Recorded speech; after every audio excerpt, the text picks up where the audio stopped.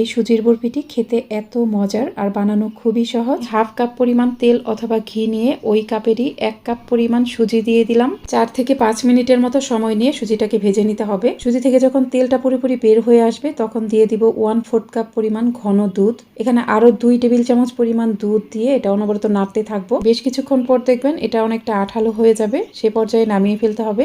একই কাপের 1 কাপ চিনি নিয়ে দিয়ে দিলাম হাফ কাপ পানি। এই শিরাটা একটু জাল করে নিব। হালকা একটু আঠালো ভাব চলে আসলেই সুজি দিয়ে দিব। এখানে 1 তার বা 2 তার হবে না, শিরাটা হালকা একটু আঠালো হবে। মিশ্রণটাকে অনবরত কিছুক্ষণ একটু নাড়বো। এরপর দিয়ে দিলাম 1 কাপ পরিমাণ ঘন দুধ। দুধ দেওয়ার পর ভালোভাবে মিশিয়ে চুলার একদম কম আঁচে প্যানটা ঢেকে রাখবো। মাঝে একবার ঢাকনা খুলে নেড়ে দিলাম। সুজিটা সেদ্ধ হয়ে যাওয়ার পর এটা অনবরত নাড়তে থাকতে হবে। বেশ কিছুক্ষণ নেড়ে নেওয়ার পর দেখবেন একটা আঠালো ভাব চলে এসেছে, সে পর্যায়ে চুলাটা বন্ধ করে দিব। চুলা থেকে নামানোর সাথে সাথেই একটা পাত্রে কিছুটা ঘি ব্রাশ করে সাথে সাথে এই মিশ্রণটাকে ঢেলে নিতে হবে। হালুয়াটাকে ভাজতে ভাজতে অনেক বেশি ঝরঝরে করে ফেলবেন না, তাহলে কিন্তু এটা সেট হবে না। গরম থাকা অবস্থাতেই উপরে কিছু বাদাম কুচি দিয়ে দিলাম। পুরোপুরি ঠান্ডা হয়ে যাওয়ার পর নিজের পছন্দ মতো করে কেটে পরিবেশন করুন। ভিডিও ভালো লাগলে বেশি বেশি শেয়ার করবেন।